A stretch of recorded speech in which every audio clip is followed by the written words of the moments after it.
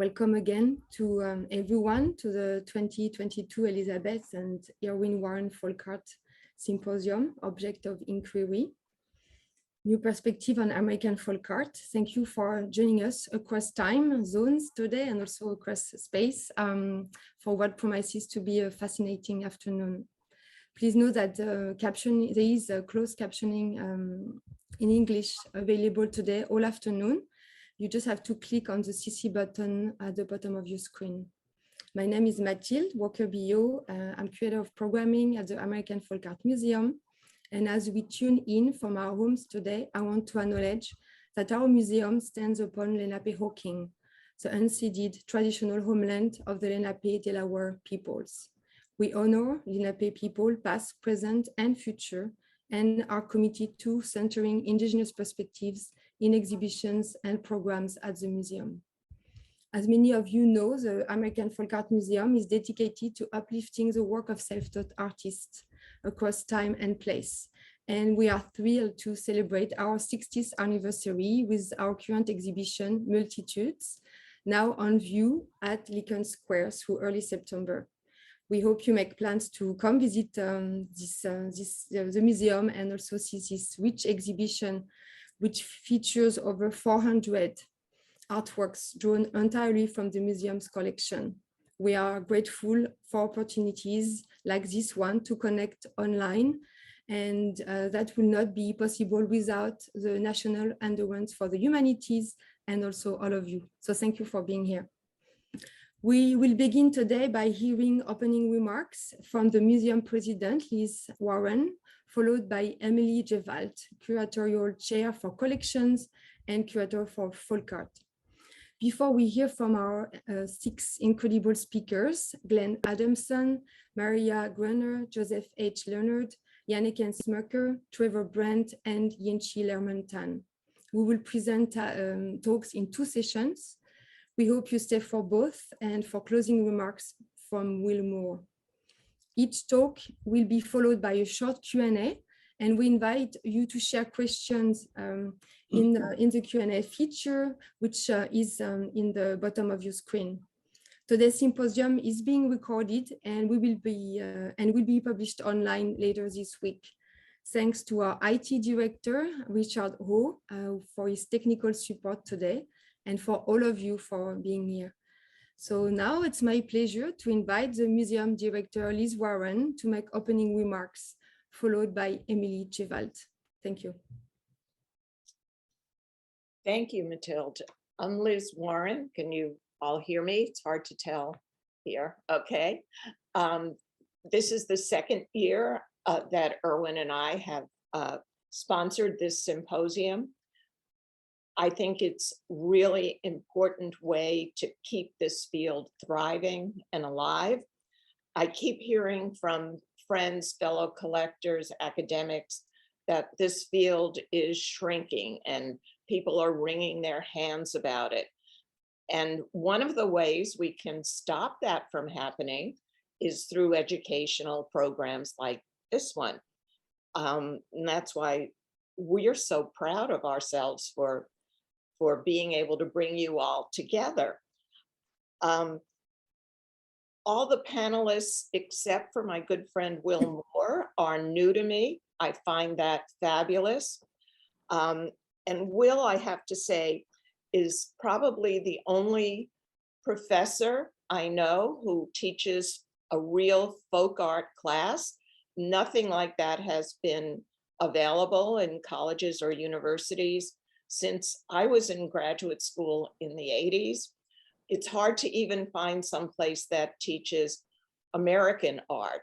You'll get lots of scholarship on the most obscure Renaissance European artist, but it's really hard to find somebody who's putting the time and the interest into our folk artists of the past. Contemporary art is getting all the publicity these days. So thank you all for joining us. Thank you to our panelists for keeping the field alive. And if you want to help us do that, the best way is to support the American Folk Art Museum. become a member, support us financially, and let's keep this flame lit for years and years to come. Thank you.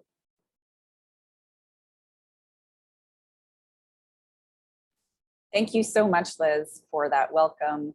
And a special thanks to both Liz and Irwin Warren for their tireless support of the museum and their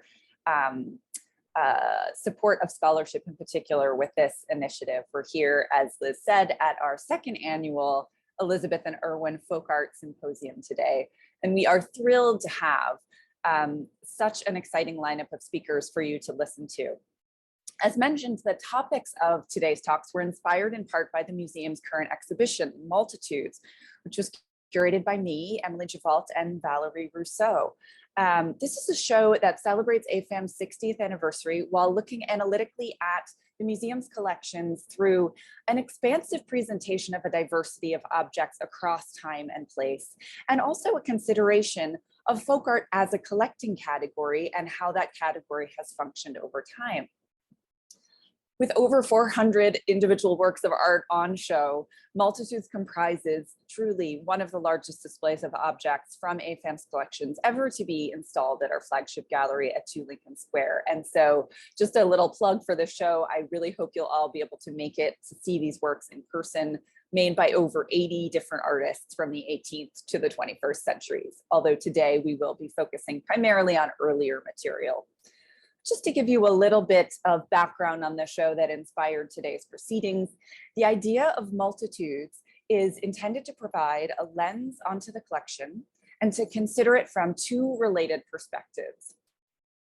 The first is we have the idea of the museum itself as a collection of multitudes, a project constructed by multiple minds over 6 decades of the museum's history, including collectors, curators, art dealers, and artists. Second, we look at the concept of multitudes encapsulated within the artistic process and the idea of a maker drawing on repetitive gestures, ideas, and images to express a sense of multiplicity within an object or a series. Works of art are displayed in clusters throughout the galleries in order to evoke these ideas. This preponderance of perspectives is really a reflection of how folk art collecting history has evolved over time. Whereas the Western history of fine arts has a long established hierarchy of artistic media and subjects, during the early 20th century, the boundary-breaking modernist movement changed popular understanding of what could be considered art. In the 1920s and 30s in particular, folk art as a concept emerged as a new framework which made space for diverse creative expressions typically excluded from the formal art historical canon. The use of this category as an umbrella term is one of the reasons that folk art encompasses such a broad range of objects. And you're seeing some examples from the show as I click through slides here. As many of us know, however, the nature of the term folk art has not been entirely without problems in its history. And in fact, it has been the source of some vexation over the years since its development in the early 20th century, really in large part because folk art is not a natural category like chair or painting, which defines itself clearly by the form or purpose of an object or group of objects. Some scholars have been concerned about how folk art as a category gathers together objects made for distinctive purposes in different contexts. And the act of such broad classification in some scholars' eyes has the potential impact of reducing the maker's intentions to secondary consideration. And indeed, this has been true at points in the history of folk art where a modernist aesthetic appreciation has been forefronted, sometimes to the detriment of the maker's own stories. More recently, there has also been a concern that the term folk art can be limiting or even exclusionary, siloing material into a separate and implicitly marginalized category. At the American Folk Art Museum, we acknowledge these potential problems actively, but seize on them as a directive, as part of our mission, using the category of folk art to intentionally serve as a mechanism to defy marginalization and to shine a spotlight directly onto objects and artists that have so often been set by the art historical wayside. We believe that by carving out distinct conceptual and physical spaces for these works, we set the stage to give them the serious attention that they deserve. In this context, the dynamics of American folk art collecting and its history come to light as an important consideration in its own right, and we can more clearly examine the complications created by an object's history of ownership and exhibition beyond the period of its origins.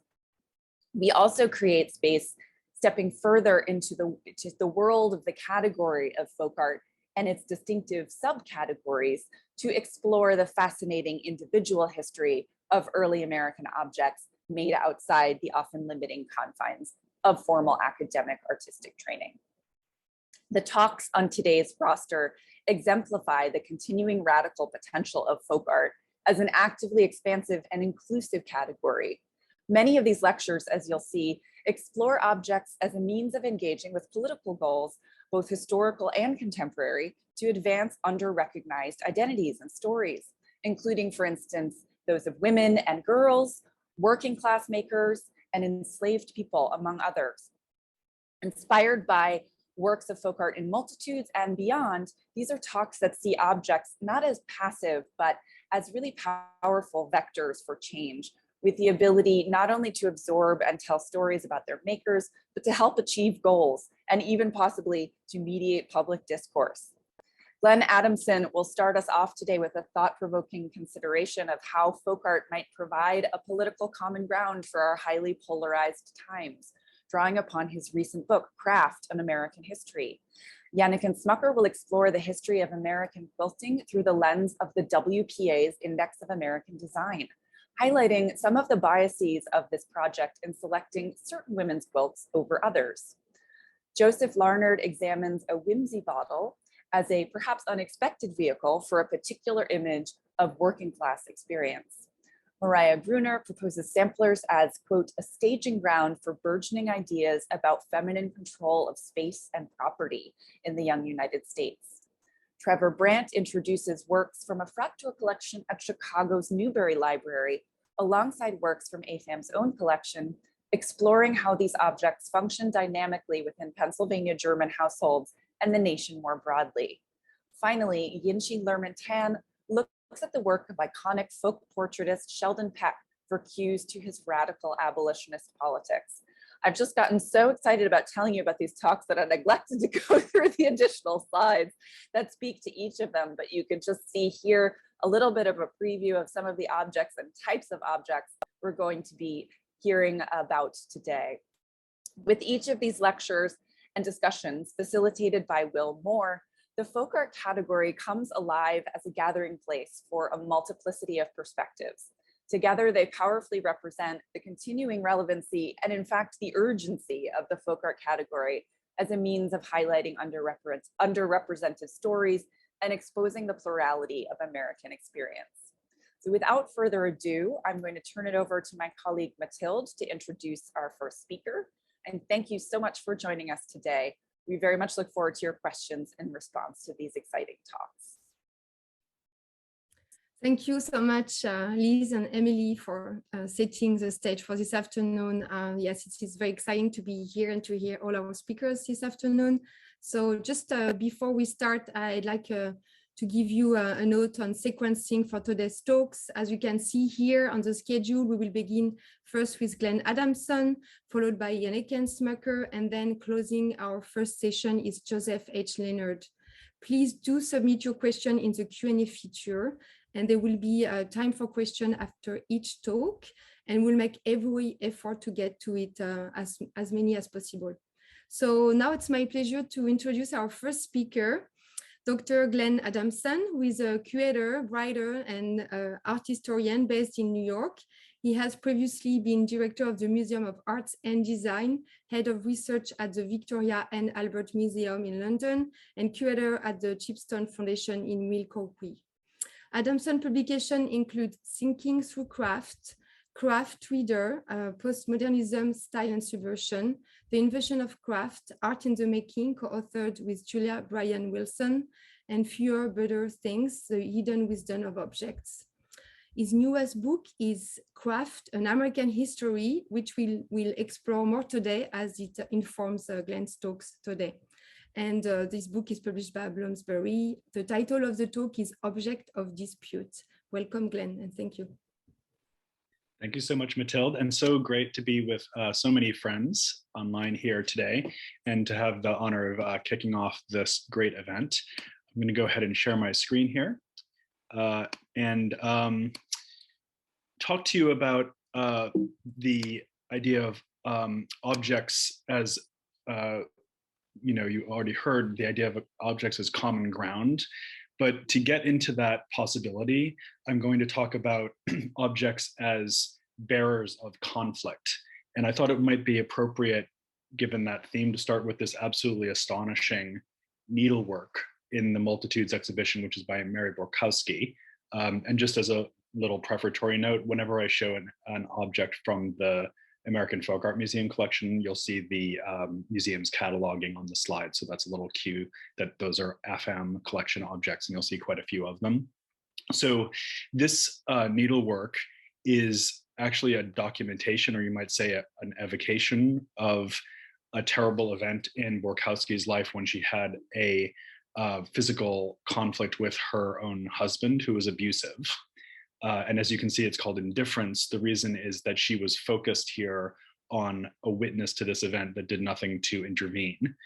So it's a very, very difficult object, and I hope you don't mind me starting with it, because I know it is at least potentially an upsetting image as well. But I think it's worth highlighting as an example of an artifact that's made in what you would normally consider to be a rather conventional, almost toothless discipline, needlework, often, in fact, of course, used to acculturate or normalize young women, girls in the 19th century, prove their marriageability, et cetera. And here that medium is turned on its head, its cultural valence inverted to, in a way, serve as a physical testimony of her experience, and then more broadly to imply the need for visibility around such issues. And another reason that I want to start with it is because once you've seen an object like this in an exhibition like the excellent project Multitudes that we're here to talk about, when you turn around and see another object like this, which is Joshua Poole's very beautiful and again, very evocative family record from 1820, it looks completely different. It is an extraordinary image in its own right. I think one of the most amazing things about it is that Poole left those three golden spheres at the top empty, implying a sort of endless propagation of this family. Also the composition, which of course is a standard one to some extent, of this fruit tree looming gigantic, Paul Bunyan-like, over this pastoral scene of a farmstead. And then these unusual upside down hearts at the bottom make the composition quite intriguing simply on formal grounds. But once you've seen something like Borkowski's needlework, you might look at this object and think, well, what was happening in that family? What stories are not told in this standardized version of a happy, united family unit? And it might make you think differently about the whole idea of a family tree as a construct. And in fact, when seeing this image, it occurred to me that there had actually been disputes recently about the teaching of family tree assignments in schools on the grounds that many children would not have the kind of happily ordered trunk and branch style fruiting arbor that other kids might have in their families, because they come from homes that don't have normative structures. Maybe they come from LGBTQ plus homes. Maybe they don't know very much about their family heritage because of disruptions that have happened in their lives. And so there's been a kind of move among educators not to use family trees as a construct in teaching, which is the kind of thing that once it's pointed out to you, you think, well, of course, that's a terrible idea. But obviously it's something that's been used in classrooms for many, many decades, precisely because of the inheritance of expectations that derive from objects like the Joshua Poole image. So the idea that I'd like to offer you today is that when we return to historic artifacts, rather than looking askance from the possible disputes, conflicts, difficulties, problems that they might embody, what we should instead do is to actively seek them out. So for example, when we look at this pair of miniatures by Moses Russell, also in the exhibition, we might at first, again, appreciate their artistry, the delicacy and subtlety of the renderings. We might also think of them as, again, a representation of a well-ordered married life. But what if we were to look at them instead as lenses in which two individuals are trapped within a structure that they have very little say over? In other words, the structure of, again, restrictive familial relations that are bound up with inheritance, bound up with status, bound up with class, bound up with gender relationships, et cetera, et cetera. Now, of course, that's not a new idea. Feminists, art historians in particular, have been looking at domestic accomplishment objects and miniatures and other historical artifacts for many years with these kinds of questions in mind. What I think has been less often the case, however, is that museums have actively sought out those kind of problematics and tried to surface them in their work. So what if you were to think about methods of display of objects like this that brought that idea of the lens or the containing frame to the forefront and used that as a basis for interpretation and a basis for comparison and display strategies? Similarly, what if you were to take a very innocuous object like a duck decoy, and you just saw the wonderful image of all the duck decoys in the Multitude show arranged in that breathtaking display of craftsmanship, silhouette, the animated evocation of these wonderful animals. And what if you were to think about them as part of the history of hunting? What if you were to think about contemporary conflicts about hunting to do with gun rights? What if you were to link an object like this one to the horrendous racially motivated shooting that happened in Buffalo last week on the grounds that it's ideological conflicts over gun rights to do with the inheritance of American hunting practices that has resulted in this kind of fracture that arguably makes events like that possible. And I'm not saying here that the museum should necessarily even espouse a position about that, but what I am saying is that if we're looking for ways to open up folk art practices and the folk art field, as Liz Warren rightly said in her own prefatory remarks, that this actually might be a much more effective strategy for demonstrating the relevance of objects like this. And it's worth pointing out that, of course, it's often not as much of a reach as that, you know, to get from a beautifully carved merganser drake to a racially motivated shooting in Buffalo might be a long way to take an audience member. But obviously there are some objects, again, in the Multitude show itself, that tell a much more direct story about, in this case, the endangerment of species, you know, sperm whales having been hunted nearly to extinction. As you can see here, these, again, very beautifully crafted, beautifully carved scrimshaw teeth would be a couple of, you know, remnants of that process. What if we were to look back at these miniature portraits and think of them not for their representation, but actually for their materiality? What if we were to emphasize the fact that they're painted on ivory, which of course has to be wrested from the face of an elephant? And of course, it was the ivory industry in the 19th century which did make possible the furnishing of ivory for miniatures, but much more importantly, created, you know, a source for cane handles and piano keys and all sorts of other objects. Huge consumption of that material, which led to the extinction of so many elephants, and again, the near destruction of that species. It's a very interesting thing to consider that this miniature, for example, which was painted by Sarah Goodrich and actually depicts the artist Gilbert Stuart, you know, the famous portraitist who depicted Washington, the image that's on our dollar bills. This object, by the way, is in the Smithsonian American Art Museum. It's very interesting to me that the interpretation of an object like this would almost always mention the fact that the hair braid that you see here is the intertwined hair of Gilbert Stuart and his wife, very typical 19th century sort of memento mori tactic. But what you would very rarely be reminded of is the fact that the ivory on which Stuart's face is painted is also a part of an animal. And it's those two animal remains together, one of which is so explicit and the other of which is so obscured, literally obscured, painted over, that it might be interesting to interrogate in a curatorial process. And again, you might then want to tell people about what's happening in the ivory trade now. For example, the fact that Kenya holds these absolutely astonishing ivory burns to discourage poachers. The idea being that if the ivory tusks are claimed from these thieves who killed elephants without permission, if they're burned conspicuously in the middle of towns, that will discourage the practice. Very kind of striking and disturbing image, because you think about how many elephants died for this image to come about. And again, that's the sort of lens that when you place it on a 19th century miniature, it makes you think about it in a totally different way. The point, of course, is not to demean or diminish the importance of these historical artifacts. Quite the contrary. It's to show their power.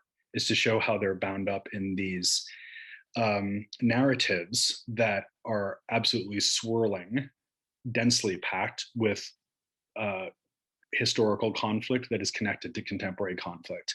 And again, it's not necessarily to suggest that a museum should even explicitly voice a position in those conflicts. Rather, it should perhaps seek to surface them. These are points that I considered at length in my book, Craft in American History, which Mathilde kindly mentioned, just published last year. And you'll see at the bottom there on the cover, Jesse Telfair's Freedom Quilt, which I'll get back to at the end of my talk. But actually, the remarks that I'm offering to you today are much more specifically connected to a series of columns that I had the honor to contribute to the magazine Antiques. And I know we have Greg Serio, the editor of magazine Antiques, with us today. So hi, Greg, out there. So this is a column that I wrote for a few years, beginning around the time that he took over as editor from Betsy Pacoda, who initially suggested it. And it was actually, in my mind, connected to this theme of objects of dispute. I had actually taught a class with that title. Believe it or not, it was just a 2-week intensive class at Parsons. And in the middle of the class was the election of Donald Trump. So dispute and political clashes were very much on everybody's mind. And this got me thinking about the way that antiques could be bound up in fact, are already bound up in narratives of ideological debate, and that they could actually serve a useful purpose in that context. So I ended up writing about things like this nightstick in the New York Historical Society, which belonged to Joseph Matsell, who was actually the original organizer of the New York police force. He was the first person to put the constabulary in uniform. And it's a ceremonial nightstick. And as you can see, looks a little bit like a medieval mace. So it's tipped with a sort of sheriff's star form, but it really looks like something you could do physical damage with. And I thought it was so interesting to think about that object in relation to, for example, debates about the armament of the police force today. So this is a shot from a film called Do Not Resist that talks about the absolutely astonishing distribution of leftover military equipment to small town police forces as well as large city police forces. This is an MRAP, which is a military vehicle for riot suppression, and actually was used, these vehicles were used in the Ferguson, Missouri riot, for example. But here you see it in this absolutely bizarre shot of this MRAP just sort of riding along past a literal white picket fence in a small town in Wisconsin. Or another article that I wrote for Antiques in this series was about the idea of the refugee. This actually came up during the Syrian refugee crisis, which prompted me to think about John Rogers' 1863 work, Union Refugees, his first bronze, which is not an artwork that probably would get a lot of art historians' hearts thumping these days. It's probably, marginalized, considered saccharine, really not of great consequence from the point of view of mainstream art history. But from the point of view of contemporary geopolitics, I think, again, it's very interesting to consider the relationship between the culture that would have produced and then enthusiastically embraced this object and the way that we represent refugees in our time and place. So this is a recent shot of refugees from Ukraine, kind of weirdly similar composition, in fact, to the John Rogers image. And again, that kind of comparison, in a way, by dislodging our sense of the present as the definitive framework of understanding, could potentially serve a kind of clarifying purpose. It's also, I think, possible to be explicitly critical of historical artifacts. You might do that, for example, on the grounds of materiality. So here is one of these gorgeous knee-hole desks from Newport, which are so celebrated in a decorative art context, with the shell carving, broadly speaking, related to the Townsend Goddard family. And, you know, again, rightly celebrated as among the great masterpieces of that discipline in the 18th century.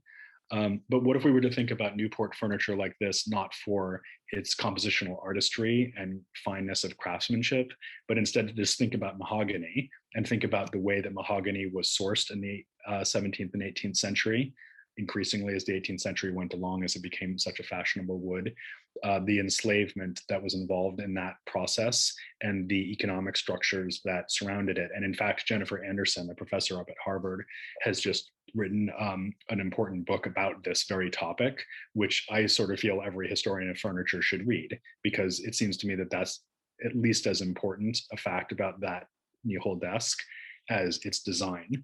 And we could say, of course, the same for silver, which was mined in huge quantities down in Potosi in Peru, which again was an absolutely horrific site of enslavement and a history that is very, very sobering indeed to consider. But to think about the way that these objects relate to one another across not only large geographical scales, but also the impact that the sourcing of a metal like silver would have had on populations that far away from the site of its usage, I think again is very clarifying. And you might even say that curators have a moral obligation to tell those stories. But also that it is an opportunity. And I think it's, just to conclude, I think the way to, at least that I have come to think about this, is that the excavation of these difficult histories and the conceptualization of antique artifacts and folk art works as objects of dispute allows us to consider them as more significant, as more important, as less marginalized, as more central to our concerns, and that this is actually a strategy that would be highly advantageous to museums in the long run, even though it might seem difficult at first. So just to finish with one last run of objects here, of course, is Josiah Wedgwood's famous Jasper Ware medallion, Am I Not a Man and a Brother, runs the legend. You all know this object, made in the context of abolitionist objections to the slave trade in the late 18th century, related to a broader range of artifacts like this interesting metal box, which is in the collection of the Chipstone Foundation. As you can see, it's got exactly the same motif and was probably copied from or inspired by the Wedgwood medallion, and might have been used as a kind of collection box for abolitionist gatherings. And then you also have these very interesting objects that were not produced by abolitionists, but were, if you like, claimed by abolitionists and then transformed into these kind of pieces of consumerist activism. So in this case, you have ceramics and glass works that are painted with the slogan, East India sugar not made by slaves. And these are all examples of objects of dispute that are consciously framed as such. In other words, artifacts that intervene explicitly into the debates of their own time. And I think that if you look at the Multitude show, and if you look at the American Folk Art Museum,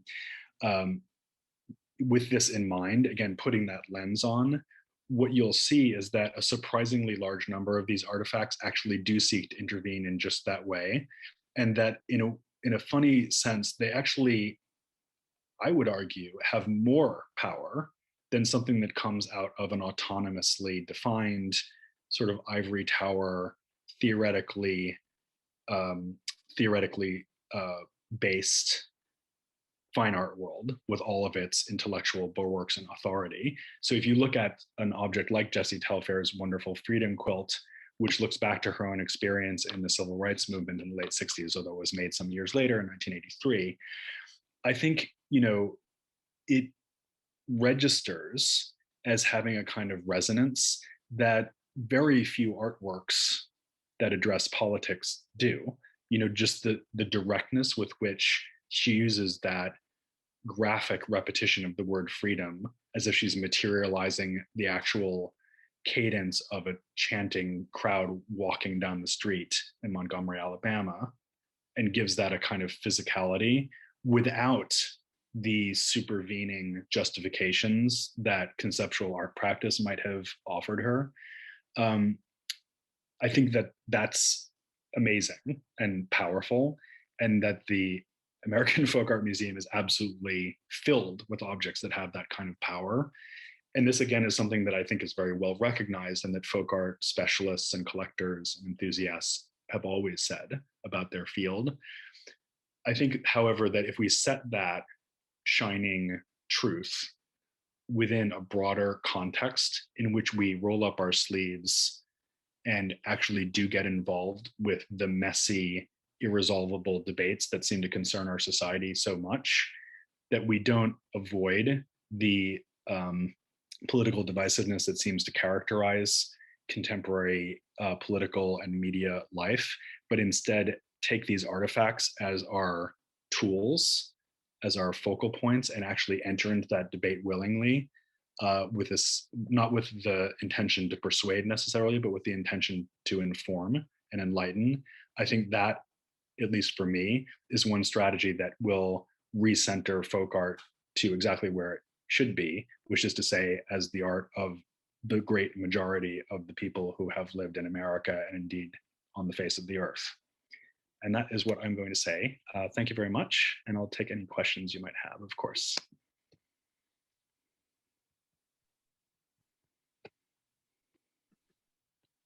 Thank you so much, Glenn, for this really powerful introduction to your book and your research. Also for leading us through the complexity of historical object and their legacies today. So that was really amazing start to the afternoon. So thank you. And yes, I'm looking at the question. Please just drop your question, your comments in the Q&A. Also, if you have in mind any object of dispute that you want us or Glenn to discuss with you, I think that will be a good way to start the conversation and the Q&A. So share your thoughts and maybe some object that you think would be interesting to unpack. Maybe before we get to the questions from the audience, I wanted to ask you, Glenn, when did you think this approach, which is so large to objects, seems interesting for you and your approach as an historian and expert of folk art and craft? When you thought that it would be interesting to cross times, to cross also media and all the materials that you're dealing with in your interaction and in your book? Yeah, I suppose it did come about during that election cycle that ultimately led to Trump's election in 2016. So it was a reaction. I think everybody was reacting in their own way to that moment, and maybe we still are. It's a continuous process. But what I was trying to think about really was, how can we help? And I count myself within this group of material culture specialists in the broadest sense, because it felt like in that moment, material culture just seemed so, I don't know, powerless and potentially irrelevant, compared to the kind of heated echo chamber that's always boiling with rage that was Twitter at that time. And again, this is still with us to some extent. And I guess I felt like material culture scholarship could serve as a kind of slower, more considered, I have to say, more mature and responsible way of thinking about these issues. And of course, that was very bound up in my attempt to write Craft in American History, which again is very much a description of slowness and consideration as a virtue, as a virtue that America doesn't often identify in itself. But if you think about the fact that craftspeople from Paul Revere to Jesse Telfair, if you like, the two people that are on the cover of my book, have always been revered and sort of understood as heroes in a way. I wanted to sort of open up that sense of heroism and see what could be contained within it, and in a way, what good these objects could do. So, I guess another thing I might say is that I was looking for a way for the field to be more extroverted. We've already heard, and I'm sure we will hear more over the course of the day, about the very welcome development in folk art studies to sort of look at itself, sort of like what anthropology has done over the past 30 years, in fact, to look at its own histories of collection and interpretation and try to engage in a sort of form of self-critique. And I'm all for that, obviously. But to me, it does have a slight danger of being too introverted. And what I was looking for was a methodology that would allow folk art, material culture studies, craft history to be expansive and really to think together with other people who are already thinking about things. So the way that I would approach the antiques column often was literally to, when I had a deadline approaching, I would literally open up a newspaper, look at the headlines and sort of see what it reminded me of, and then start looking around at museum collections and see if I could draw the lines together. Yeah, and also it seems that there are so many of these objects that create this polarized debate. And so, yes, it's like opening the journal, you find many stories and controversies over objects. Someone is asking you about cigar stone Indians, for instance, as an object of dispute. Maybe if you want to expand on that, or problematic representation of indigenous people in objects, and especially craft objects. Yeah, I actually did write one article about that for Greg at Antiques, and it was actually more focused on stereotypes of African Americans, and I was thinking about those terrible banks, the painted banks and other objects that were sort of bound up in blackface iconography. And the thing that I went to was the incredible conclusion to Spike Lee's film, where he did that amazing sort of, I think it's like a 3-minute sequence of blackface and caricature over history, film history and other imagery. And I guess the only thing I would say about that, which is part and parcel of what I've been talking about anyway, and is sort of implied by my choice of Borkowski's needlework to start my talk, is that the first thing to do is face up to it and not put it in the basement, which I think is very, very tempting when it comes to objects like that. You just want to put them away and not look at them. And I just don't think that that's the way forward. Obviously, you really have to think about appropriateness and preparing your audience for what they're about to see. I just got to see the Philip Guston show up in the MFA Boston, and it was very interesting that they gave the audience an option of circumventing his images of Ku Klux Klan figures, so that you didn't have to, you could see the show without having to confront those images. And I do think when you can leave that question to the audience rather than the curator, that's a great idea. But I also think you should give people the option to seek those things out and really think about them. That's definitely the first step. Yes, you talk about the way objects of the past confront us in the present, and that's also something to think about, the way also those exist in the present, and how we can curate shows so we can see them in a way that also give us space to hold them and hold their history, because they're also part of the history. So no more question. Anyone have something to say, a comment, a question for Glenn? Otherwise, I'll continue asking questions. I see we have a question actually in the chat, Matilda, which is about Asian immigrant folk art. Yes, regarding Asian immigrants folk art. Is there any research that you would like to share? Well, this is definitely not a kind of particular area of expertise for me, but immigration in general, and Asian immigration specifically, is such an important part of American craft history. And again, this is one of the main objectives of my book, was to kind of, in a way, take people from thinking that American craft is populated by people like Paul Revere to a situation where we understand that it's mostly populated with people like Jesse Telfair, and Asian immigrants would be a very good example of that. It happens that I'm actually working right now on a major project for the Noguchi Museum. I think I can say this in public, which will be in 2024, which is about an artist called Toshiko Takeezu. She wasn't really a folk artist, but she was a ceramic artist, and she was from a Japanese Okinawan family. So second generation immigrant, and part of an amazing group of Hawaiian, Japanese artists, some of also of Okinawan heritage. And it's so interesting to think about the way that an artist like Takeezu constructed herself as a kind of not even hybrid, but sort of synthetic persona, drawing on the rich histories of all of these different places that she had connections to, you know, everything from Okinawa, the rest of Japan, Hawaii, and Cranbrook, where she studied in Michigan, and forged something new out of that. And it just is a reminder, not that any American should need to be reminded, that the best things about us have always come from migration, not from stasis.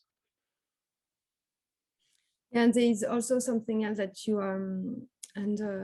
yeah, thank you for reminding this idea of, like, yes, migration is where things also a friction is where think and provoke thinking and thoughts. And I was thinking about that because you also mentioned, I think in your book, or also the idea of repairing. So through confronting this object of conflict, it's also a start of a discussion for repairing, or at least understanding what repair means in terms of labor. And I would love for you maybe to talk about this idea of hope, because there is an optimism also in this approach you have.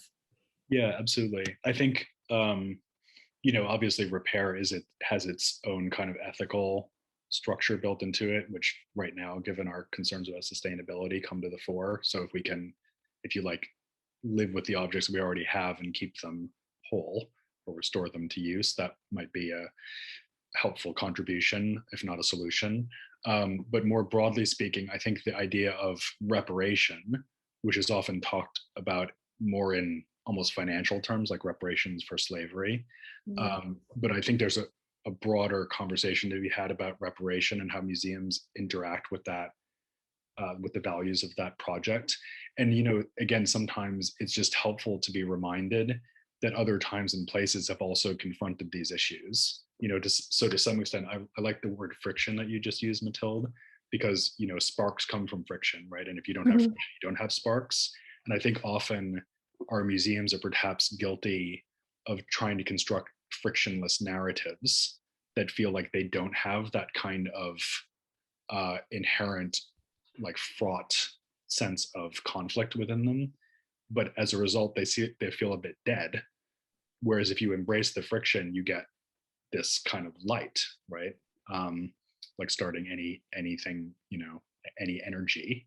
And so I think it's maybe helpful to think about the present and past as inherently being in friction with one another. And again, to think about that as an opportunity for conscious connection and conscious juxtaposition. And that would be, again, the kind of first step perhaps to a restorative curatorial strategy around these objects that are so important to us.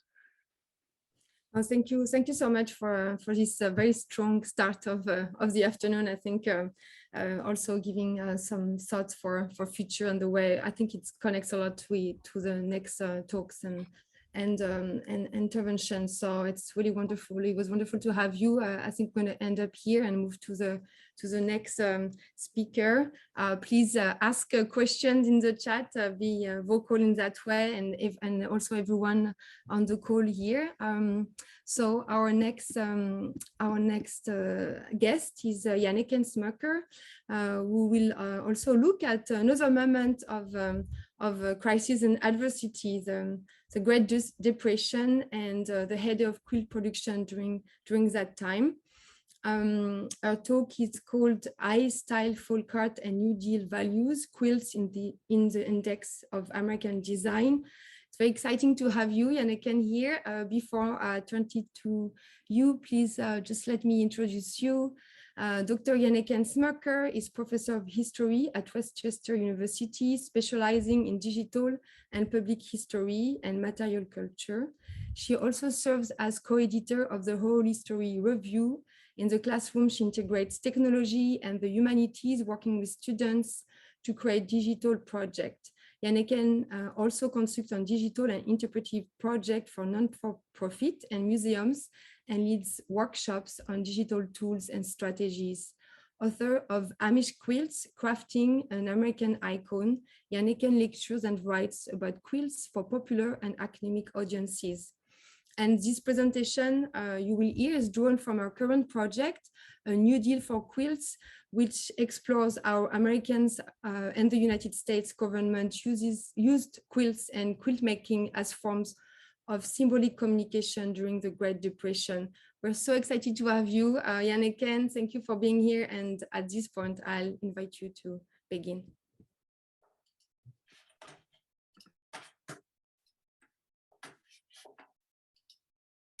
Good afternoon, and thank you so much for that introduction, Mathilde, and thank you, Glenn, for that great start to our afternoon.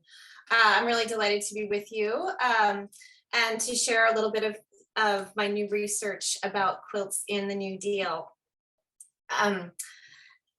This research is drawn specifically from my research into the Index of American Design, which was a project that was part of the larger federal arts project, which had overarching goals of employing out-of-work artists. The Index in particular was interested in giving work to out-of-work commercial and illustration artists. It was part of the larger umbrella of the Works Progress Administration, which was the largest employment. The government employed out-of-work Americans to do a whole variety of tasks. We know it from building roads, working in national parks, and many other divisions, including the Federal Arts Project.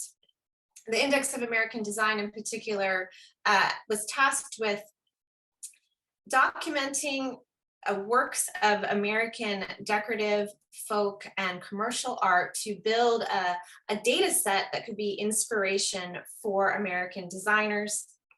The administrators dreamt of creating a widely circulated record of American design that American artists could draw upon rather than continue to turn to exclusively European precedents. In order to answer the question that was plaguing many cultural critics, have we an American design? Though, like the rest of the WPA, this project intended to provide sustenance in the present and hope for the future in the form of useful work, in this case by looking to the past. And specifically the Index of American Design, this image you see here is a painting, not a quilt. So the artist painted hyper-realistic images of folk art, and this is an exemplary of this craft of painting, but we are going one step further. They're painting pictures of other crafts. The images of the 18,000 or so works in the Index of American Design are now all at the National Gallery of Art in Washington, D.C. However, if you browse the collection, you can understand them only as paintings of objects, and you get the date that from the 1930s or early 1940s and the artist's name. There are data sheets, however, about the actual objects that were selected for inclusion in the Index of American Design. And I'd like to thank the archivists at the National Gallery for digitizing and giving me access to those, which I was then able to pair up with the paintings themselves and try to figure out what was going on with this project, particularly as it related to quilts. Let me see here. So during the 1930s, quilts were quite popular, as they are again today. And there were even circulating patterns for making quilts in most newspapers across the country. This is just one of the many popular books documenting quilts during this era, in which the whole country is quilt conscious. So it's really no surprise then, that the federal government was interested in quilts as well. The quilts that were made during this era kind of fall into, these are two like very broad, loose camps. There's much more nuance involved, of course. These are both quilts in the American Folk Art Museum's collection. On the left is what's very much a colonial revival style quilt, inspired by the quilts of the 19th century. There aren't really that many colonial quilts themselves, but that blanket term was used to refer to many of the 19th century style quilts that were made. And this is sort of an updated version of some of the motifs of 19th century quilts with a little bit of an Art Deco flair and the cheery colors that were popular during the 1930s. On the right, you see sort of the other wing of quilt making in the 1930s. By this point, there really are many scrap quilts, reuse we see in lots of quilts. This is an unidentified maker from the South, which really, this is kind of indicative of a more rural tradition of making do. By this point, certainly clothing is being reused into quilts on a more regular basis than it had been during the 19th century, when usually quilt makers bought new factory produced quilts or factory produced fabric to cut up in order to make quilts. This is in the post-industrial revolution era. But by the 1930s, American women really were digging into their scrap bags, recycling feed sacks, sugar sacks, those sorts of things into quilts like the one you see on the right. So the government also is paying attention to this, and as the New Deal, the Roosevelt administration's response and legislation and executive acts in response to the Great Depression, they began to draw on quilts as well. This image is from the Farm Security Administration photography collection, which was a large photography project to document the plight of displaced migrants. These are the farm families that are moving west, many of them. It also documented small town life in the United States. And over again, we see in these Farm Security Administration photos, images of women posing with quilts, making quilts, like the one you see here. There's a few more examples. This one is from a Farm Security Administration camp in Texas. And the woman is posed on, there's at least 2 quilts on this mattress here, and she's digging into her scrap box, which is a bubblegum box, and stitching away. I want to know more context for this photo. It's clearly posed.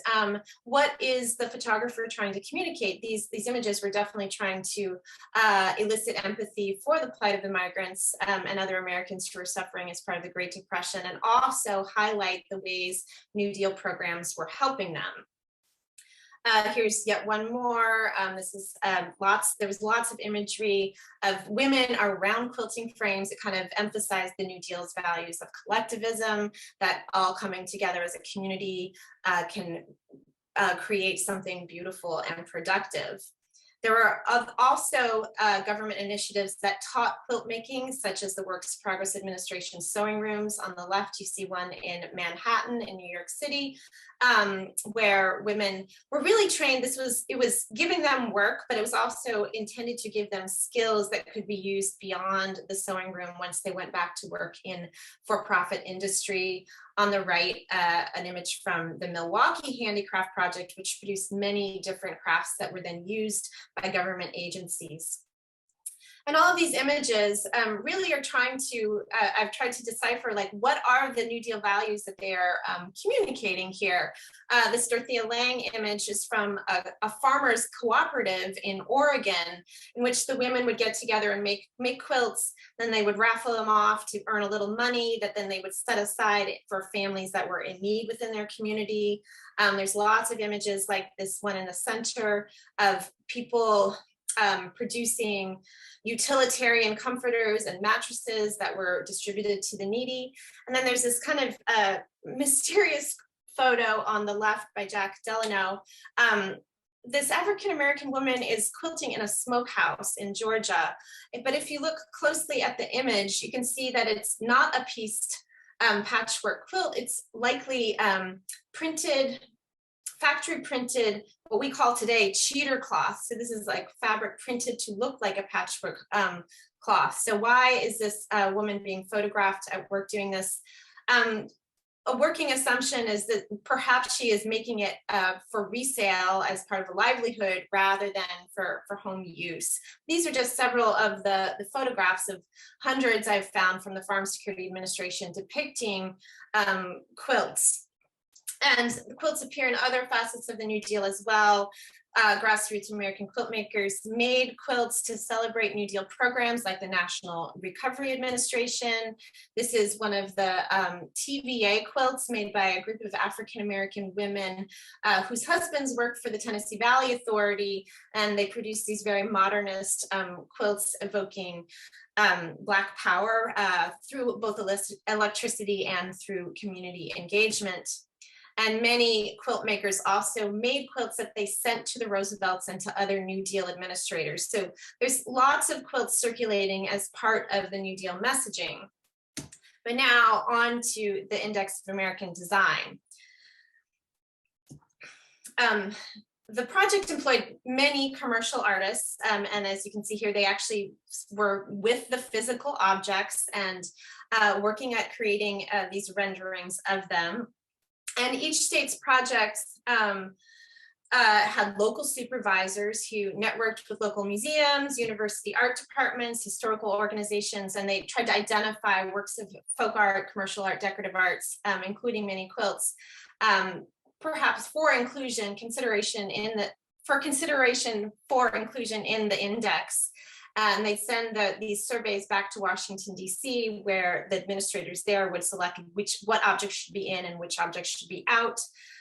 This is, I love this pairing because this is the actual painting on the right and the artist Albert Mowry working on that painting as he smokes a cigarette, multitasking here.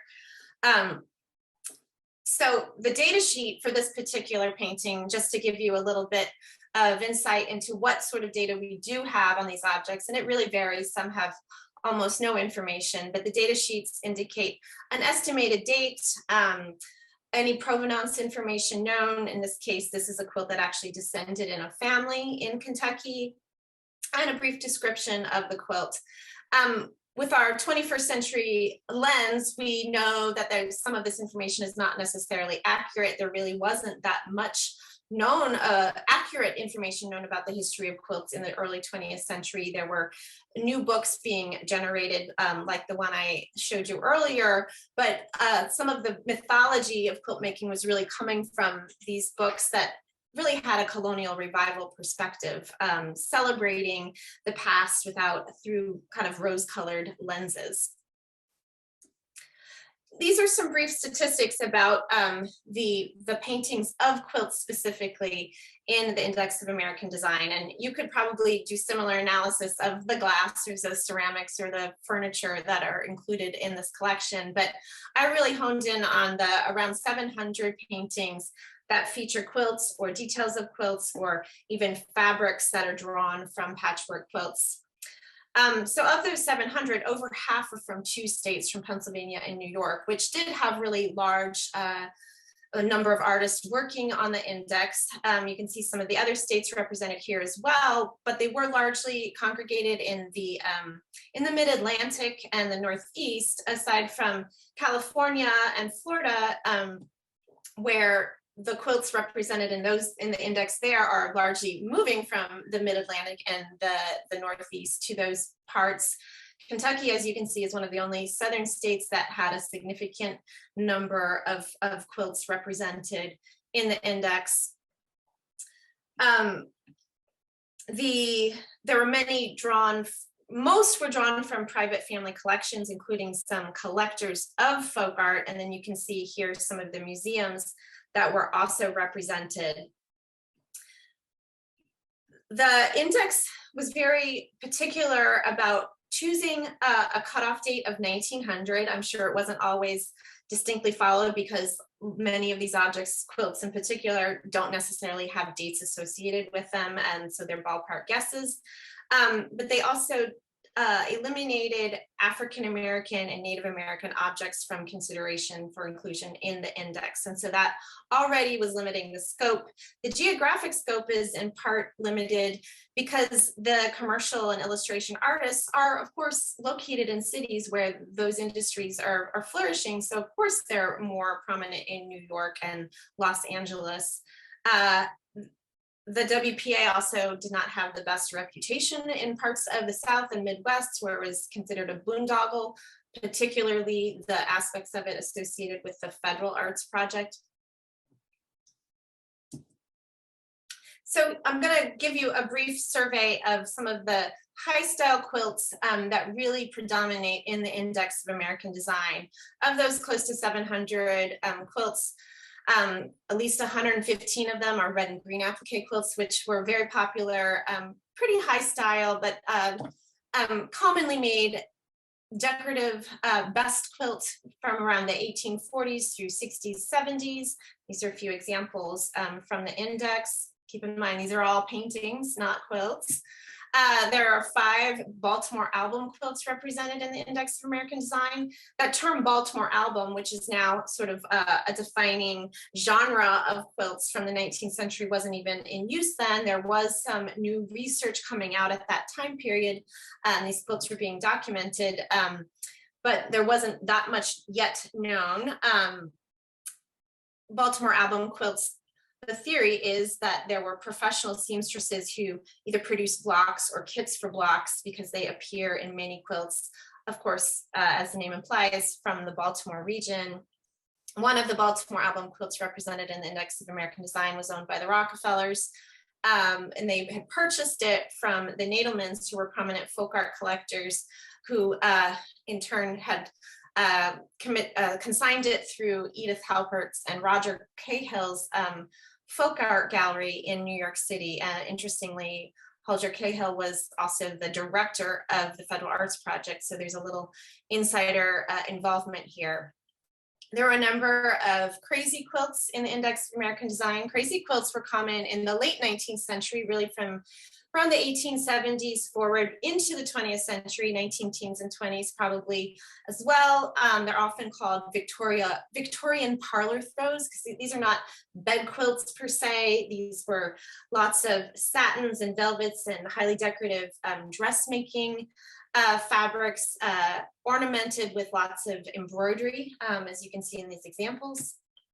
And then there were a number of white work quilts, all 3 of these from the Brooklyn Museum, which was the museum most involved in the project. And you can see these are amazing paintings in their own right, done with watercolor and graphite in some of these examples.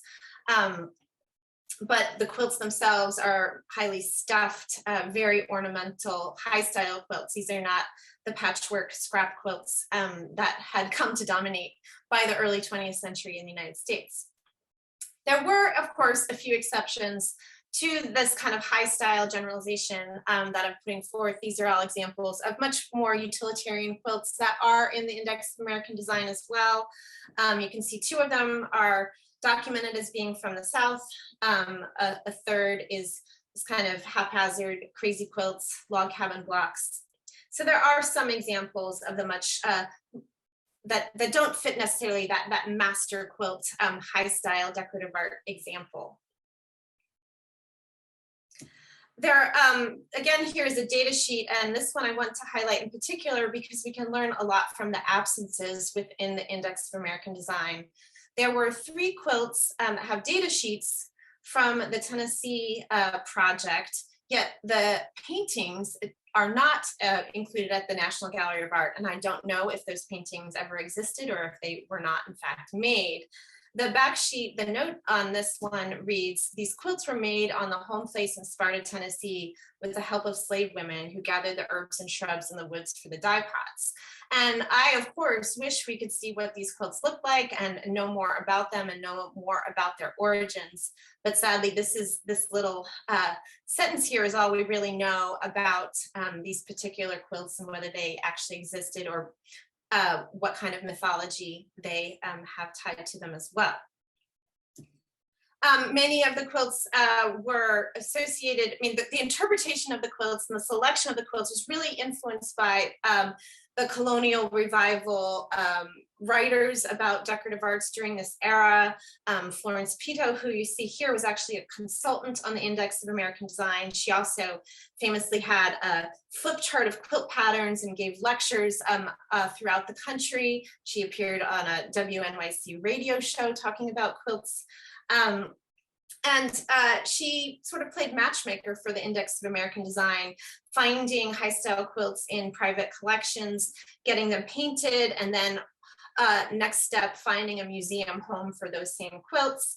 Ruth Finley's book was one of the great handbooks. It was listed in the bibliography of sources to consult by the Index of American Design. And this is a really important book, but it also is where a lot of the misconceptions of colonial era quilt making, it's sort of an evolutionary style of quilt history developed from Ruth Finley's interpretation that we now know is not entirely accurate. But yet this is where the Index of American Design is drawing on this body of research for selecting what quilts should appear. This is in fact one of Pito's quilts. She owned it for a spell, but she found it in a wealthy Staten Island home, made sure it was documented in the Index of American Design, and then went on to place it in a museum collection. And this contrasts then with the kinds of documentation that other New Deal programs were doing.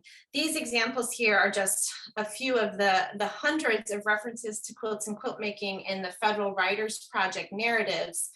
Unemployed writers, much like the artists, were sent out to interview ordinary Americans about their folk traditions as part of the American Folk Collection.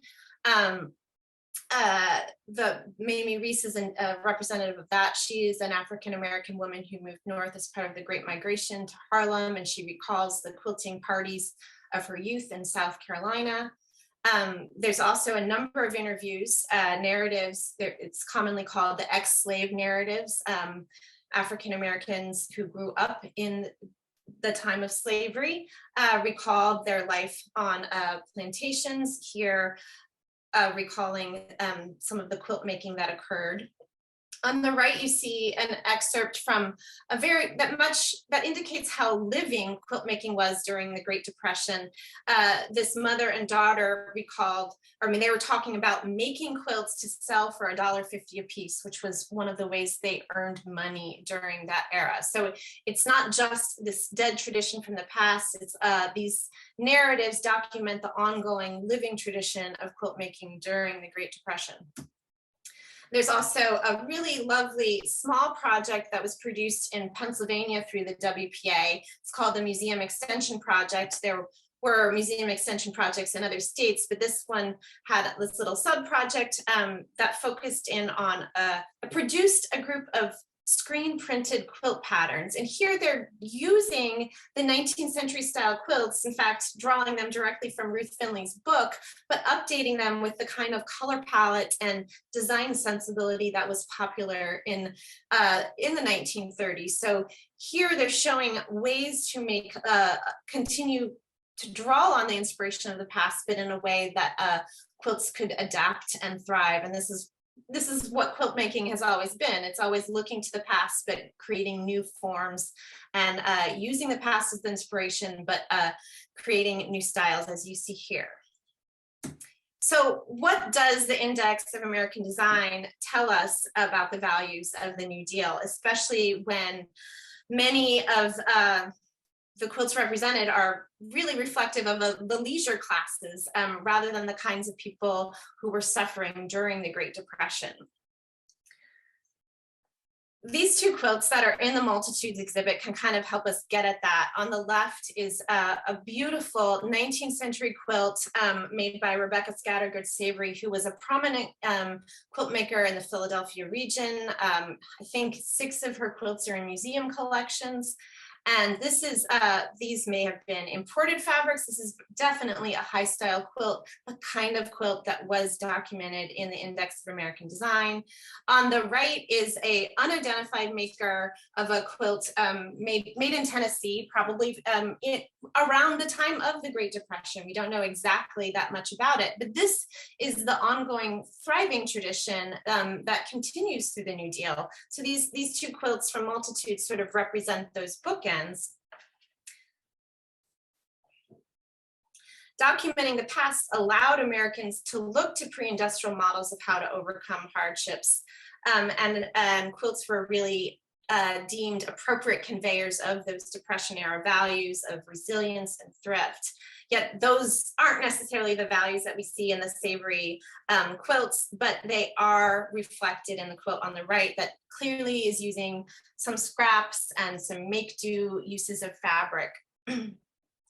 By focusing solely on the colonial revival perspective in the Index of American Design, which again, it's not really colonial, it's really 19th century, the paintings of these high-style quilts reflected a record of American design that was a dead tradition of the past, predominantly enjoyed by privileged white Americans, mostly from the East Coast. And these fancy quilts showed little in common with the very scrappy make-do ones that we see in the other New Deal projects. The ones like this quilt covering a sleeping child that was probably made in the FSA labor camp in California that had a nursery school, so this child's parents could go out and work in the fields. And these quilts really are more indicative of the New Deal values of perseverance, as well as self-sufficiency and dependence on community that were so symbolized by quilt making, particularly in the images of quilting bees. Both forms, however, were part of the New Deal and showed how the government encouraged Americans to look for inspiration in an imaginary past, while simultaneously growing new traditions out of the scrap bags of quilt mythology. I know this was a whirlwind, so thanks for staying tuned and for all of your attention. As Mathilde mentioned, this talk is adapted from my larger project I'm working on called A New Deal for Quilts, which will be forthcoming in a couple of years. And you can learn more about the project and see many, many more images at the website I've listed here. And I think we probably have a few moments for questions. I can stop my share. Thank you so much, Yannick, for this wonderful presentation of your current research and also showing two different visions of quilting at the time of the Great Depression. And maybe to start, I also invite everyone on the call to share ideas, share thoughts, and ask questions. But to start the conversation and the Q&A, I would love to hear more about your research process, because it looks like it's very connected to your interest in media and orality, and the fact that you've been looking at other photographs from the New Deal administration that made you understand that there are two visions in the New Deal administration and how they saw quilting. So I would just for you to tell us more about your interest in media and how it helps you broaden your vision. That's a great way to start. This has been a really fun project to work on. It certainly has had its obstacles. I was on sabbatical from my teaching position in spring of 2020 when the all archives, of course, closed down. And so the grant funded research trips I'd planned did not happen. Yet my research focusing on federal government programs, I was delighted to learn how many of these resources, which are all in the public domain as taxpayer funded projects, had now been digitized. And I was able to access certainly all of these photographs, that many of them in the Farm Security Administration photo archive, as well as many smaller state archives had, usually as they digitize, they're digitizing the things they have rights to, which of course include the public domain images. So much of my evidence really draws on what I'm seeing visually. You might not be surprised that the government's not writing about quilts as part of its messaging. So I'm having to definitely infer a lot from the photographs, as well as the WPA, of course, produced meticulous reports at the end of every year, and the sewing rooms would indicate, like, this New Jersey sewing room produced 600 comforters and 80 quilts this past year. And so I could get a little bit of insight into the numbers. But so much of what I've needed to do is definitely dig through digital sources. The particular project here that I've focused my talk on today with the Index of American Design involved getting a huge cache of these digitized PDF form data sheets on the objects. I had first gone through honestly like the 18,000 images and like flagged the ones that I wanted.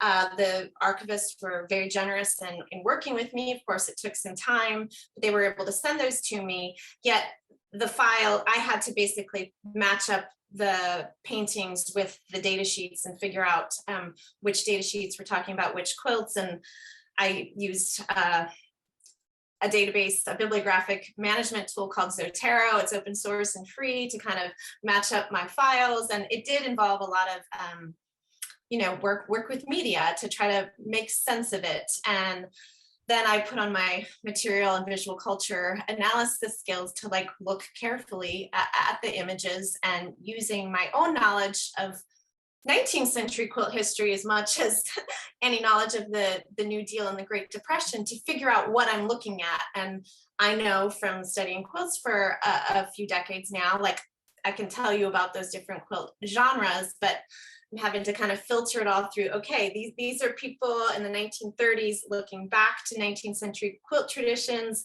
and what are they seeing and what are they identifying? It was really, if I felt like a detective, it was really fun to work on. Yeah, crossing that task. So we have a question. How did the WPA locate the quilts, and who decided which ones were or were not painted or archived as to information? Do you have information about this? So each, well, the Index of American Design was piloted in New York City, which makes a lot of sense. This is where many out of work artists were living, and there are many museum collections and many collectors of things, also prominent families that still had quilts in their families.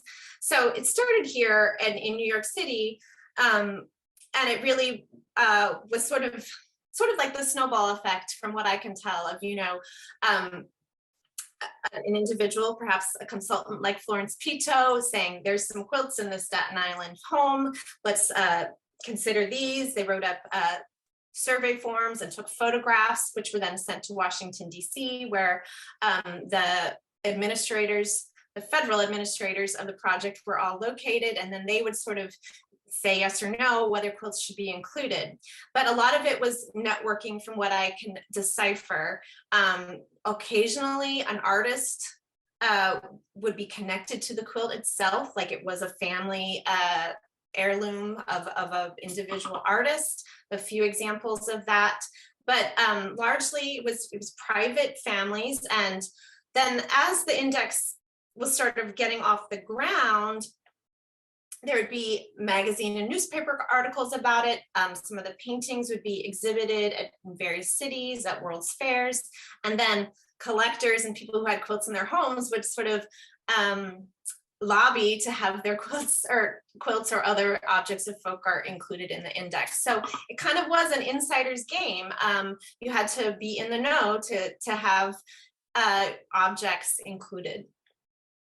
Yeah, so mostly from the elite culture, the people, yes. And please drop us a line. I have another question. I have a lot of questions for you, but I have another question because I know you're interesting working. You have been working across time, and so because we were talking about the Great Depression, but we also started the symposium thinking about today and how this object from the past, so you know, confront us with the present. And I know you've been thinking also about how quilting, and you mentioned it in the talk, how quilting is always, you know, reused and transformed in the present. So I would love for you maybe to talk about the kind of quilt renaissance, or like the craft renaissance we are going through today, and how, you know, women and other people are thinking about, you know, quilting today and respond to the crisis we're facing. Sure. There are many quilts are very popular. Again, quilt making, as well as the celebration of quilts from the past. There's the fashion industry in particular is really latched on to quilts, to some controversy, in that older historic vintage quilts are being acquired and cut up to make jackets, menswear, dresses, all sorts of things. And those of you who are familiar with the quilt world know that this is not a simple matter of there are those who wish that all quilts could be preserved. Those are those who wish to reuse quilts in such fashion. Quilt making became all the more popular during the pandemic as people were at home needing projects to work on. And I've certainly not, I haven't done an exhaustive survey of pandemic quilting, but it really did take off. And with many, already quilts were quite prominent on social media like Instagram and Pinterest, but quilt makers, sort of the celebrity quilt teachers, began to do Zoom workshops, and people from across the country could learn from master quilters in new ways. There's a phenomenon called quilt-alongs where everyone's sort of working on the same pattern, and social media has become a platform for those projects to really thrive. I think just like in the Great Depression, people turned to quilt making as both a sort of a comforting craft that you could very, it emphasizes all the values of home life and comfort and safety, and those were things that we needed these last few years, just as people in the 1930s needed them. I think there's some recycling of fabric that definitely happens today as part of the environmental movement, more conscientious attention to sustainability, and that kind of reuse was definitely prominent and promoted during the Great Depression as well. We have one question, maybe just one final thing before we move to the next speaker. So Julie is asking, did you say that late 19th century quilt makers usually bought their fabrics? If so, do you mean those quilts that have survived? This is a really important question, and Julie is a mentor and friend of mine who knows more about quilts than most people. There's a lot we don't know about quilts because there are quilts that didn't survive. And most of the quilts that we've been able to study extensively that have made their way into collections like the American Folk Art Museums are the ones that survived. And those were usually best quilts, quilts that were probably made from new fabric, whether it was leftovers from dressmaking or fabric bought expressly to make the quilts. There's probably lots of other quilts that did not survive, and we don't know about those as much, the ones that were used to pieces. And there may have been many more practices of recycling than we were first aware of. Quilt making is certainly tied to industrialization and the increased access to fabric, which was so expensive. That's why we don't have that many colonial era quilts as evidence, because few people could afford textiles in that fashion. There are some examples of reuse of fabrics from those early quilts, particularly like petticoats, which were already quilted, then the panel might be repurposed in a quilt as well. But we are only still kind of uncovering some of the information in it, and it's really hard to find the evidence when the objects no longer exist or haven't made their way into museums. This photographic evidence is really helpful, in fact, because these images of quilts are maybe the only indication that they once existed. So we don't know about the quilts that didn't survive, and we can only make speculative guesses. We do know that many quilts were made from new fabric. Thank you so much, Yannick, and thank you all for your questions and for being here with us. So I think it's time to move to our third speaker. Thank you again, Yannick. And so our next speaker is Joseph H. Leonard, who will also look at the way folk art reflects lived experience and may contribute to the narrative of American history. His talk talks and centers on the production of bottle whimsies in the long Gilded Age. And its title is Ghost of a Whimsy's Woodyard, a beautiful title. To end this first session, a few words about Joseph. So Dr. Joseph H. Leonard is a first generation college graduate who earned his doctorate in art history from Stanford University in 2019. His research and teaching attend to the social histories of the decorative arts and material culture from the late 18th century to the present, especially in the United States. Leonard's current book project explores the interventions of domestic cut glass in working class life during the long Gilded Age. He lives and works in Philadelphia, where he's assistant professor of design history at Drexel University. So thank you, Joseph, for being with us. And we are excited to hear more about whimsy bottles. Thank you so much, Matilda, for that warm introduction. I also want to just take a minute and thank Rachel and Persephone before them for the invitation to speak with you today. A special shout out to Rachel and Richard for helping me navigate some IT problems this afternoon. I'm very happy to be here.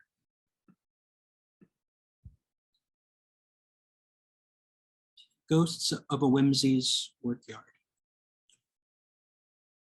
Why would a woodyard be workerless? This undated bottle whimsy in the collection of the American Folk Art Museum invites this question. Despite the R, O-U-R, and the wide hanging signs are woodyard, and the laborers to whom say nothing but saw wood on its opposite side would have been said, the scene within is absent of work hands. Instead, a neat representation of tools required to cut and split cords of wood for kindling stands below. These photographs provided by the museum can be a bit disorienting due to their quality, the inherent visual complications glass affords anything housed within it, the cloudiness of the glass's interior surface, and the smallness of the object. This piece stands about 9 inches tall, so I want to take a moment and point out the vessel's lower level inhabitants one by one, from top to bottom, more or less. A saw, or bow saw, a sawbuck, or I think what today we might refer to as a sawhorse, an axe, and on the opposite side of the buck to the ladder, and admittedly difficult to see here, a mallet.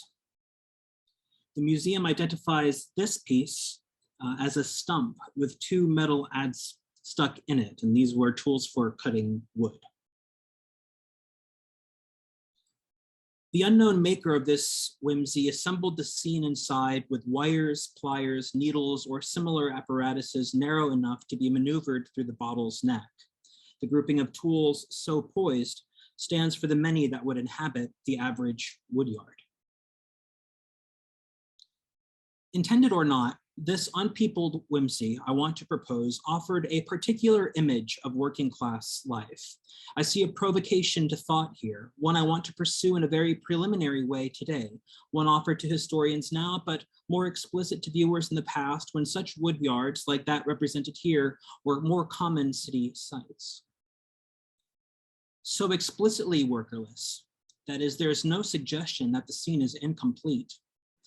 The whimsy invited viewers to imagine those absent and the potential causes of that absence.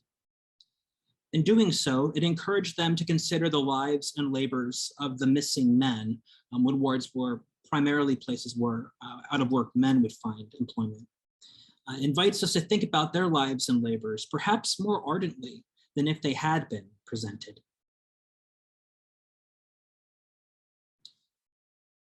Many similar bottles exist. Here I show you examples from the whimsy historian Susan Jones' 2003 book, Genius in a Bottle, The Art and Magic of Bottle Whimsies. To my knowledge, the most comprehensive treatment of the history of this type of decorative artifact. Jones has, perhaps rightly, called these scenes merely showing inanimate tools dull, especially when compared to more popular themes like Christ's crucifixion, patriotism, and yarn winders, examples of which I show here. Note the inclusion of representations of human figures via carvings, photographs, and paper cutouts, options presumably available to the maker of the Folk Art Museum's bottle. Untrained artists made these whimsies to be gifted and displayed in a home, communal gathering space, or another place where they could be seen, shared, and enjoyed. A piece like the jug I show now, illustrated in the collector B.H. Friedman's 1984 poetic article in the Clarion, The Message in the Bottle, was one of many such vessels that shared an interest in labor.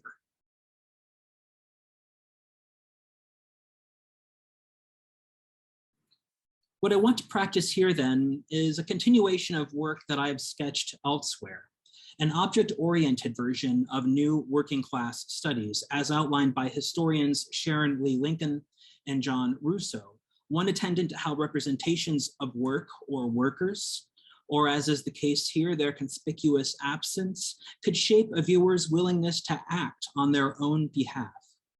Distinguishing it from this literature, this inquiry would put the stories of objects made by, owned by, or thought to represent workers at center as such. Key questions for this practice include: how is material culture conditioned?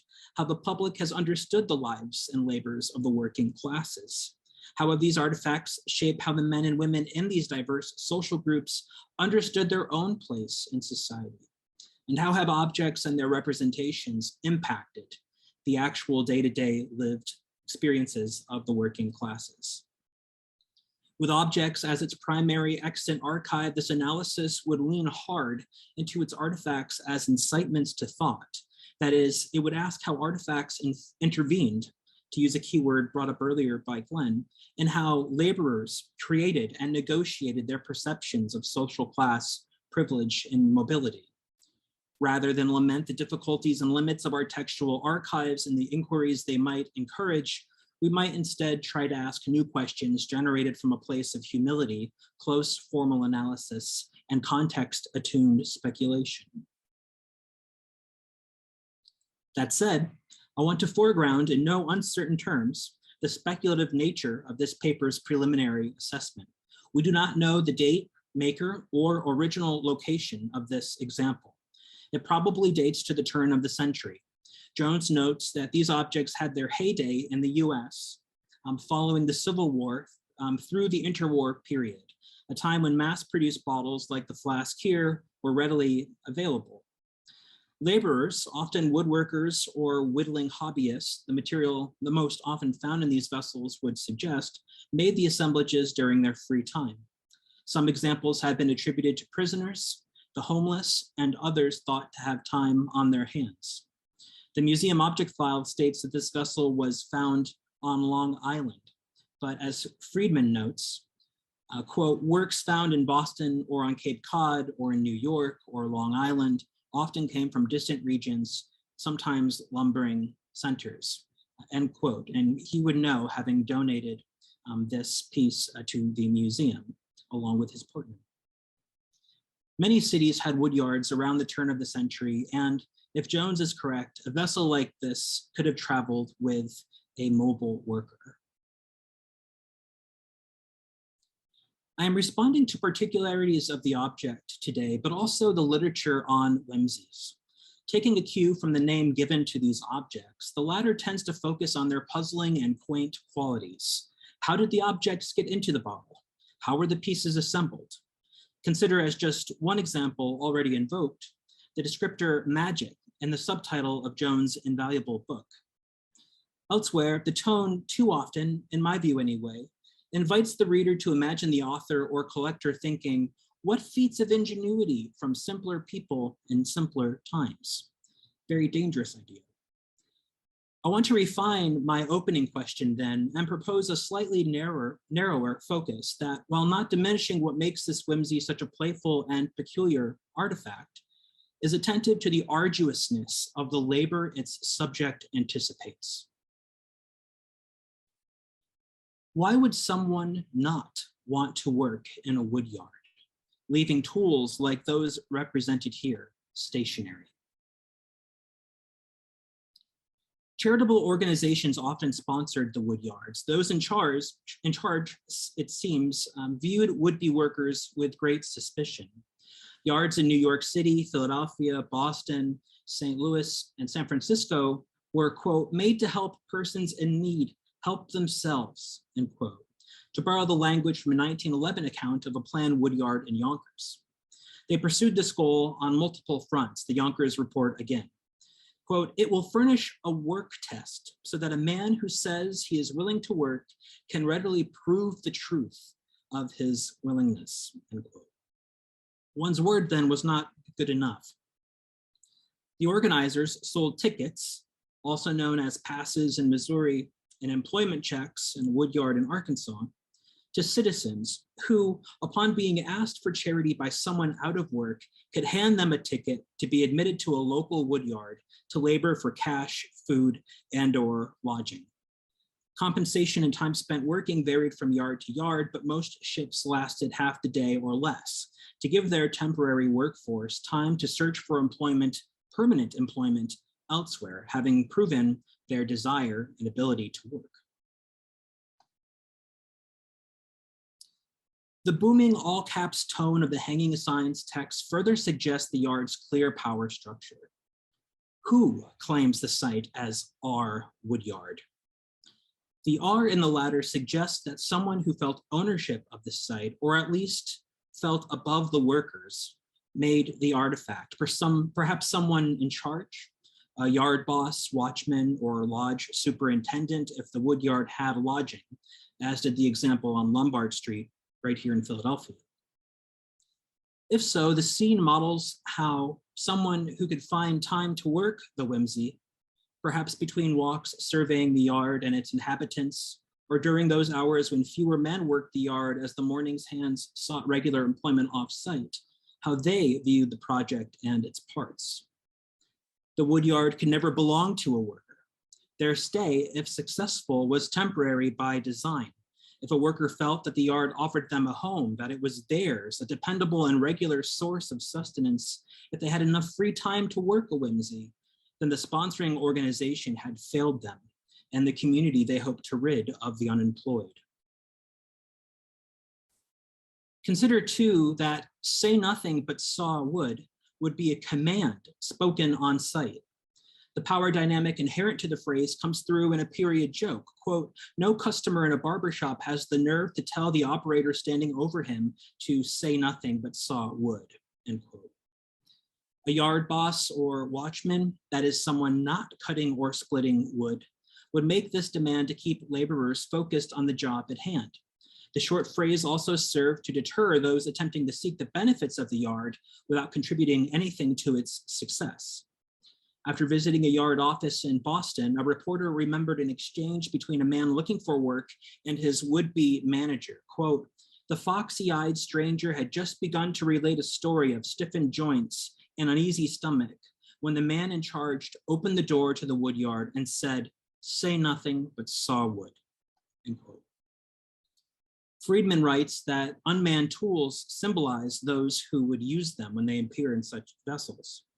Such an encounter and command could make one feel like little more than an object, and an inherently faulty one at that.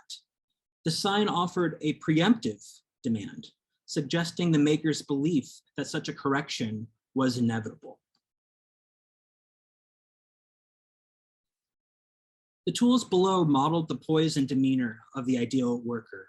The near symmetry and delicate placement of the tools here suggests orderly objects ready to perform the will of their human counterparts. Unlike, say, the penned and glued gilded tools used as ornament in the example at center, or at right, tools visually jumbled as if to suggest they are already in motion, chaotic as that might be. The articles in the Folk Art Museum's vessel stand at attention. They wait for deployment patiently. This too feels preemptive,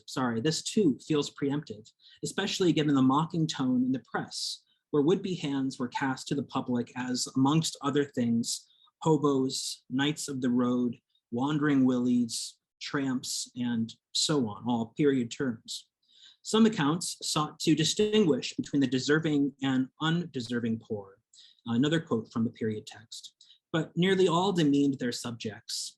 They were, quote, of one class, ragged, none too clean, and occasionally none too energetic. An account from St. Louis detailed their clothing. The apparel is many, so the article said, the apparel of many is characteristically comical. A mass of patches and shreds strung together in a most artful manner and maintained by various cords, straps, strings, etc., which ever and anon need a slight hitch to bring them back to the proper position. Hats with missing crown are none too few, end quote. Those dressed in working man's clothes, the press account suggested, were a distinct minority.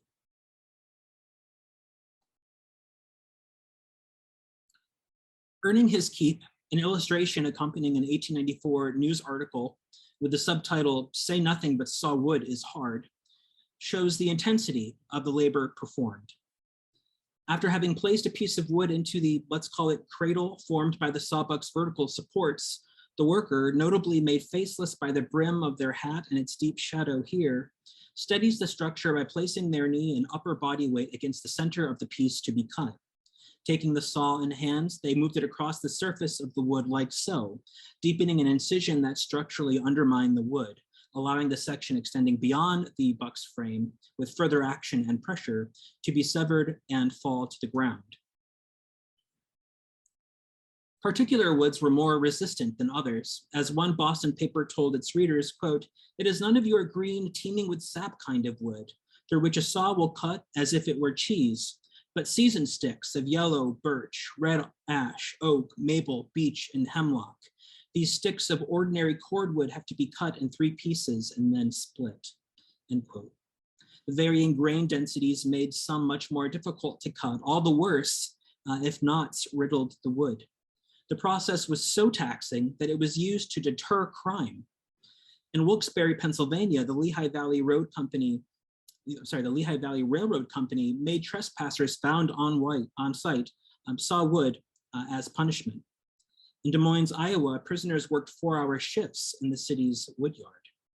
Doubtless, this hard labor inspired pride in some workers, I should note. A worker in New York City boasted to a reporter that, quote, "A bum won't stay here long."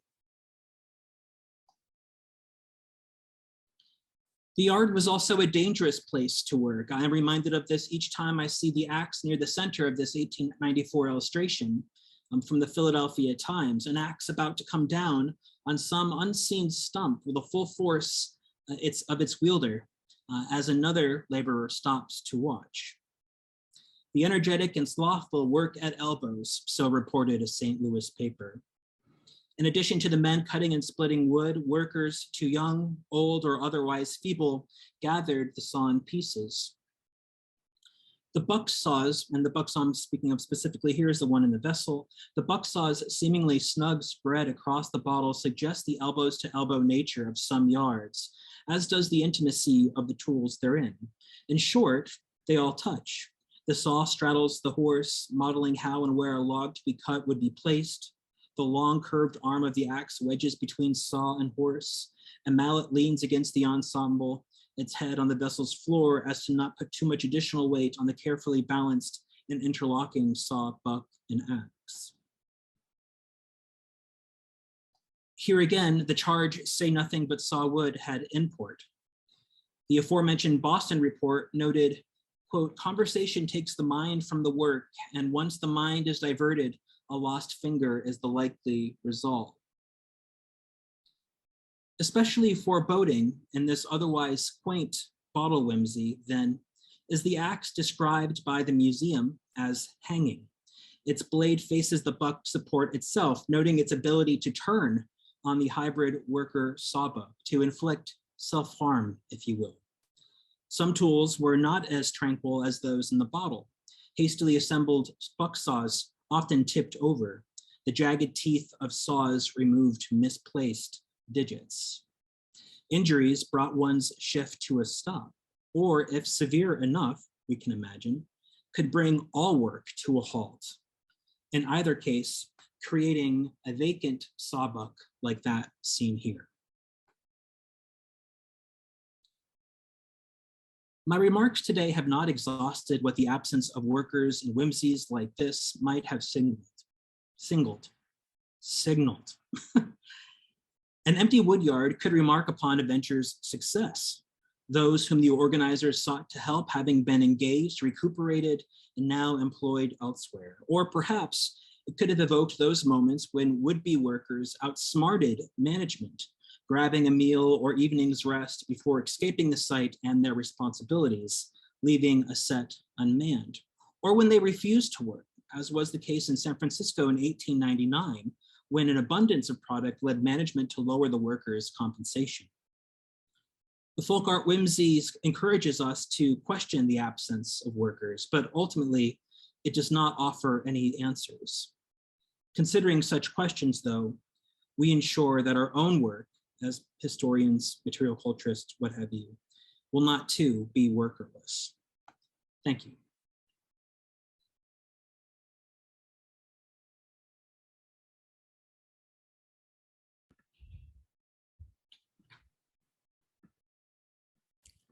Thank you so much, Joseph, for this really close look into the whimsy bottle. It's very inspiring, also very meditative and very interesting approach. And I would love maybe before everyone share their questions with you,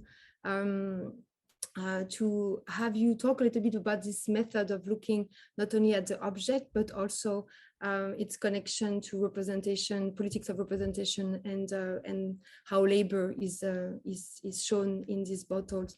And because you talk by announcing that you connect your approach to new working class studies. So I would love maybe to recontextualize this work and see how, and tell us how it connects to your own approach and multifaceted approach to objects. Yeah, thank you so much for the question. As to my own approach, it begins with a lot of close looking, which made receiving the clearer photographs from the museum especially important. Though my main interest is in working class life and the objects that shaped it or helped give it meaning, I try to start from a place of humility whenever I engage an art object, and my way of acting on that is just to describe it until I think I've seen everything. And it really, in this case, wasn't until I had done that description that I realized there were not workers there. And then the question became, well, why would a worker not want to be in a woodyard, or why would a worker not be in a woodyard? I had started this project, again, after the kind invitation of the Folk Art Museum, thinking that I'll just describe how a whimsy is made and contrast that with the kind of work that would take place in a woodyard. But as I moved from my close looking and started to read period accounts of woodyards, I felt like I had a responsibility to speak towards the kind of intensity of place that such a working environment occasioned. When it comes to working class studies, it's only a number of years old now if one follows Lincoln and Rousseau, and their primary interest is just thinking about how workers' lived experiences are shaped by any number of media. And as a result, how it shapes how those workers might see themselves or be apt or not apt to act in their own interest. If one continually sees a representation that they identify with and it's seen as being lesser than, continually, they can internalize that and have a real world effect. This is a gross generalization of a really kind of vivid literature. But I'll say that in the work that I have read by those two scholars and the anthology that they edited, which is published by Cornell, and it's really very, very good.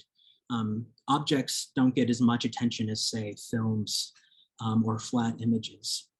So part of my process here is thinking, well, what can objects offer this larger meditation about labor and lived experience? And I tried to sketch that a bit today, and it's something I continue to pursue with humility. Yes, we feel the humility, and also we understand also this idea of like starting from the object itself. And as I was listening to you today, there is something also that I found that struck me and I found very fascinating. It's how there's a sort of, you give agency to the object in some ways. And I was wondering if there is something that the term of empowering the object or giving agency to object, something that you've been thinking of, and how it resonates to your talk and to your work in general. Yeah, that's another really fun question. I'll go back and invoke Glenn's talk and that key word that he mentioned, intervention.